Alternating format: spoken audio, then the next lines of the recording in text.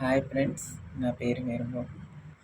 నేను పనిచేసే చోట నా అనుభవాలు నేను ఎదుర్కొన్నవి చెప్తున్నాను. నేను పనిచేసే చోట ఆడవాళ్ళు, మగవాళ్ళు అందరూ ఏకమై నన్ను ఎన్నో ఇబ్బందులు పెట్టేవారు. తిండి సరిగ్గా పెట్టేవారు కాదు. అలాగే పాడైపోయిన విషాహారం తక్కువగా పెట్టేవారు రోజు. ఆ ఆహారం రోజు తిని నా ఆరోగ్యం పూర్తిగా చెడిపోయింది. వాంతులు, విరేచనాలు, గ్యాస్, నొప్పులు, వీక్నెస్ ఇలాంటి ఎన్నో ఇష్యూలు వచ్చాయి. ఏది పడితే వాళ్ళు ఏది పెడితే అదే తినాలి. చారు, పచ్చడి, బూజు పట్టినవి, కుళ్ళిపోయినవి, రోజు అవే పురుగులు పట్టినవి ఇలాంటివి పెడుతుంటారు. బట్టలు ఉతకడం, గిన్నెలు కడగడం, వంటలు వండడం, వస్తువులు సర్దడం, వస్తువులు తుడవడం, ఊడ్చడం, తడిగుడ్డ పెట్టడం, షాప్లో వస్తువులు తీసుకురావడం, పగలు రాత్రి లేకుండా ఏ పని చెప్తే అది చేయాలి. పేషెంట్ సర్వీస్ నేను చేసేది హౌస్లో.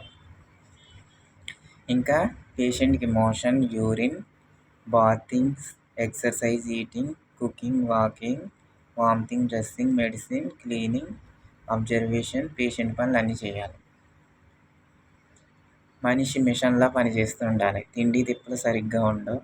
No rest, no sleep. నిద్ర కూడా సరిగ్గా ఉండదు, విశ్రాంతి ఉండదు. డబ్బులు సరిగ్గా ఇవ్వరు, అన్నీ కటింగ్, పిసినారు పని. వాళ్ళు పెట్టరే ఎదగనివ్వరు, మాట సహాయం చేయరు, చేతి సహాయం చేయరు. అందుకే నాకు అనిపిస్తుంది, నాకే సొంత జాబ్ కానీ బిజినెస్ ఏదైనా ఆస్తి ఉంటే ఇంత దూరం వచ్చి ఒకరి కాళ్ళ కింద బతకాల్సిన పని ఉండదని అన్నీ ఉంటే బాగుండు అనిపిస్తుంది. ఇక నా ఆవేదన ఏంటంటే, దేశానికి స్వేచ్ఛ స్వతంత్రాలు వచ్చాయేమో కానీ పేద ప్రజలకి, పనివారికి స్వేచ్ఛ స్వతంత్రాలు రాలేదు. డబ్బున్న కోటీశ్వర్లు, కుబేరులు, శ్రీమంతులు, ధనవంతులు, రిచ్ పీపుల్స్ దగ్గర పేదవారు పని చేసుకుని బ్రతికేవారు. బతకాల్సిందే.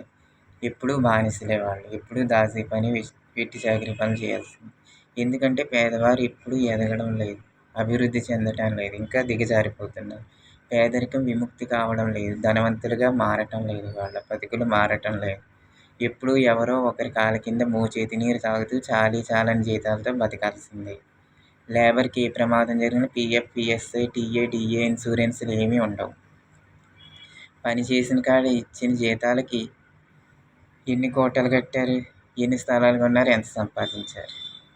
మాకు వచ్చే కూలి తిండికే సరిపోదు, మందులకి సరిపోవు.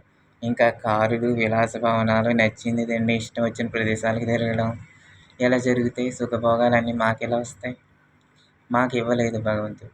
అందం, ఐశ్వర్యం, చదువు మాకు ఇవ్వలేదు. ఇలా బతకడం ఇష్టం లేదు, మాకు విరక్తిగానే ఉంది ఇలాంటి జీవితం. కానీ ఏం చేస్తాం? దేవుడు ఆయుష్ ఇచ్చినంత వరకు ఉన్న దానితో తృప్తిగా జీవించాలి కదా. పనిచేసే కూలీతో, జీతాలతో ఏ కోటలు, ఏ స్థలాలు, ఏ ఇళ్ళు సంపాదించలేదు. కేవలం ఆ రోజు గడుస్తుంది అంతే. రోజు కష్టపడాల్సిందే చనిపోయే వరకు. Okay friends, thank you. Watch my video.